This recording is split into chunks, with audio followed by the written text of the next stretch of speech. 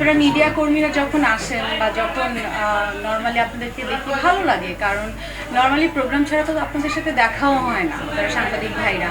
So ওই জায়গা থেকে যখন আপনারা আমরা যখন শুটিং করি অনেক জায়গায় অনেক লোকেশনে আমরা অনেক ঝামেলা ফেস করি, তারপরেও কিন্তু আমরা সুন্দর করে শুটিংটা করে মানে বের হই। আপনারা যখন একটা নাটক বা একটা ওয়েব ফিল্ম বা যখন একটা ফিল্ম দেখবেন তখন কিন্তু আপনারা বুঝবেন না যে ওই সিনটার পিছনে বিহাইন্ড দ্য স্টোরিজ কতটা মানে ঝামেলার হতে পারে, কতটা ঝুঁকিপূর্ণ হতে পারে।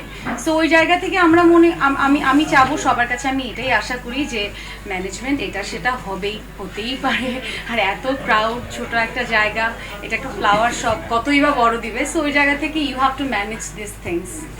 এনিওয়ে তিশাপু বাংলা ফিল্ম থেকে, হ্যাঁ, এই যে 3 ডেজ তারকা সালমান জোশীর সাথে যে আপনার পশ্চিমবঙ্গের যে ভারত যে ভালোবাসার মৌসুম সিনেমা আপনার অভিনয় করা নিয়ে যদি একটু বলতেন। আচ্ছা, ব্যাপারটা কি ভাইয়া,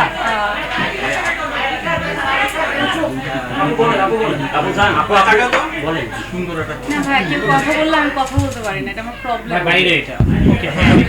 আচ্ছা, দ্য থিং ইজ নিউজ তো আসলে অনেক হয়, সত্যতা কতটুকু থাকে কতটুকু না সেটা আপনারাও ভালো জানেন, আমরাও ভালো জানি, অডিয়েন্সও ভালো জানে। এবং যদি সিনেমাটা আমি করি, এটা খুবই তো খুশির একটা খবর। সো আমি বিলিভ করি, যেহেতু আমি এটা নিয়ে এখনো কথা বলিনি, হতে পারে এটা একটা গুড নিউজ আসতে যাচ্ছে।